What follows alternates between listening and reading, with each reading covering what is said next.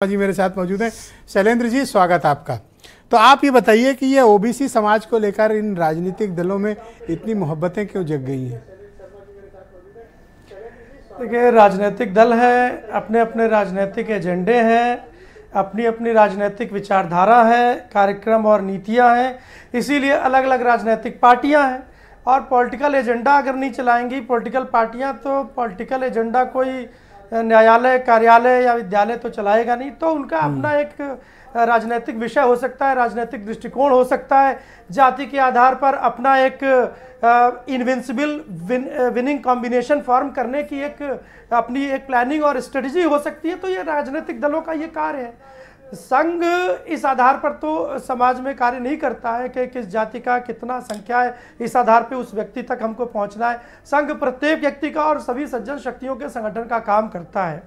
और इसका एक प्रमाण ये भी है कि जब स्वतंत्रता प्राप्ति से पूर्व 1934 में गांधी जी वर्धा के संघ शिविर में गए थे, जब वो जमुना दास बजाज जी के आमंत्रण पर वर्धा में थे, तो अगले दिन उन्होंने इच्छा व्यक्त की कि मैं इस संघ के शिविर में जाना चाहता हूं। तो उन्होंने वहां के भोजनालय में जाकर के देखा कि वहां पे कोई इस बात का कि अस्पृश्यता का कि कौन इसमें खाना पका रहा है, कोई किसी से पूछता नहीं था। और एक साथ पंक्ति में बैठ करके जब भोजन करते थे तो कोई ये कंसिडरेशन नहीं था कि पड़ोस में बैठा हुआ व्यक्ति किस जाति का है। तो हमारे लिए जाति महत्वपूर्ण नहीं है। पर ये अपोजिशन वाले आपको पिछड़ा विरोधी स्पष्ट आपके सामने कह रहे हैं, आपको उन्हें जवाब देना चाहिए। देखिए ब्रजेश जी, हम ये मानते हैं वो उनको अपना विरोध करने का चैनल पर बैठ करके, अपनी पार्टी के सभाओं में और अपनी पार्टी के बैठकों में बैठ करके, ये हमारा विरोध करने का पूरा अधिकार है। लेकिन सिर्फ संघ की यही मान्यता है कि हमारे लिए इस देश में सिर्फ दो ही वर्ग हैं। एक वो वर्ग है जो अपने आप को संघ से जुड़ा मानता है, और दूसरा वो वर्ग है जो आज नहीं कल संघ का समर्थक, संघ का स्वयंसेवक बन जाएगा। तो मेरी तो ये मान्यता है कि हमारे चैनल पर जितने भी लोग यहाँ पर बैठे डिबेट करेंगे, ये सभी लोग एक ना एक दिन हमारे संघ में, हमारी शाखाओं को एक दिन उसकी प्रशंसा करनी होगी। तो इनको जवाब दीजिए कि क्या राष्ट्रीय स्वयंसेवक संघ जातीय जनगणना चाहता है या नहीं?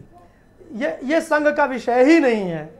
हम इस सामाजिक मसला, इस पर आपकी एक ओपिनियन होनी चाहिए। नहीं, हमारी ओपिनियन नर सेवा नारायण सेवा की है। हम इस देश में हिंदुत्व, जो इस देश में सनातन और एक जो जीवन पद्धति है, उसके पक्ष में है। आप ये बताइए, इस देश में जातिगत आधार पर ये पिछड़ी जातियों का एक स्ट्रेटजी आपने बनाई कि 27% पिछड़ी है जातियां हैं। तो इस देश में नहीं सर, 27% उनको नौकरी में मिलेगा सर।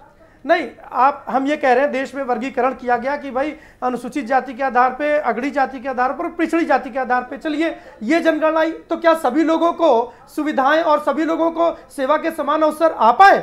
जनगणना कराना, जातीय जनगणना इस देश में किसी समस्या का समाधान नहीं हो सकता। आप की बात करें तो ये तो ऊंट के मुंह में जीरे वाली बात होगी।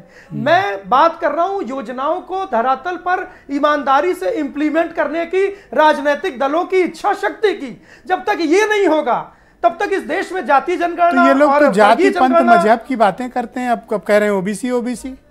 मुझे आपकी बात कोई सुनी नहीं रहा। भारत को एक तरफ सारे राजनीतिक दल पंथ निरपेक्ष राज्य की बात करते हैं और वो मानते हैं कि राज्य का कोई धर्म नहीं होगा, राज्य का कोई मत नहीं होगा, राज्य का कोई पंथ और जाति नहीं होगी, तो जातीय जनगणना के राजनीतिक मुद्दे बनाने के कारण क्या हो सकते हैं? मैं इन्हीं लोगों से पूछना चाहता हूं। या तो आप भारत को एक पंथ निरपेक्ष राष्ट्र नहीं मानते, और अगर मानते हैं तो इसमें वर्ग के आधार पर, जाति के आधार पर, मत और पंथ के आधार पर, धार्मिक मान्यताओं के आधार पर आप भेदभाव करके, तो आप ये अगड़ा, पिछड़ा, दलित इसको नहीं मानते हैं?